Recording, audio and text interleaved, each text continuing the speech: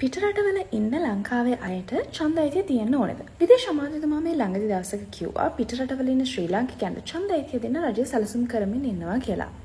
මේ වෙනුවෙන් දැනනවත් නීතිමය රාමුව යටිතල පහසුකමයි ඇති කරන්න විශේෂ කමිටුවකුත් පත් කරලා තියෙනවා. මේ පියවරට හේතුවක් තමයි ලංකාවේ පුරවැසියන් මිලියන 1.5යි 2 අතර ප්‍රමාණයක් පිටරටවල විශේෂයෙන් මැද පෙරදිග රටවල ඉඳලා සේවය කරනවා. ඒගොල්ලෝ බිලියන ගාණක ප්‍රේෂණ අපේ රටට එවලා අපේ ආර්ථිකය ශක්තිමත් කරනවා. නමුත් එයාලට ලංකාවට ආවොත් ඇරෙන්න පිටරටවල ඉඳලා ඡන්දය දෙන්න පුළුවන් ක්‍රමයක් තාම නැහැ. මේ ඡන්ද අයිතිය ලබා දෙන එක තමයි මේ ප්ලෑන් එකේ අරමුණ.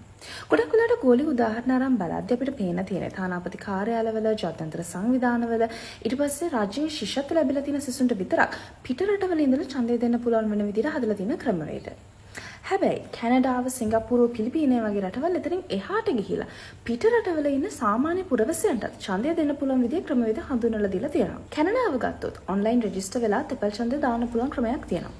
සිංගප්පූරුව, පිලිපීනය ගත්තොත් තෙපල් ඡන්ද දාන්න වගේම විදේශීය ඡන්ද මධ්‍යස්ථානවලට ගිහින් ඡන්දය දාන්න ඉඩ හදලා දීලා තියෙනවා. ඉතින් මේ වැඩපිළිවෙල පිටරට ඉන්න ලංකාවේ අයටත් දෙනවද නැද්ද කියන එක ගැන දැන් ලොකු කතා බහක් ඇති වෙලා තියෙනවා.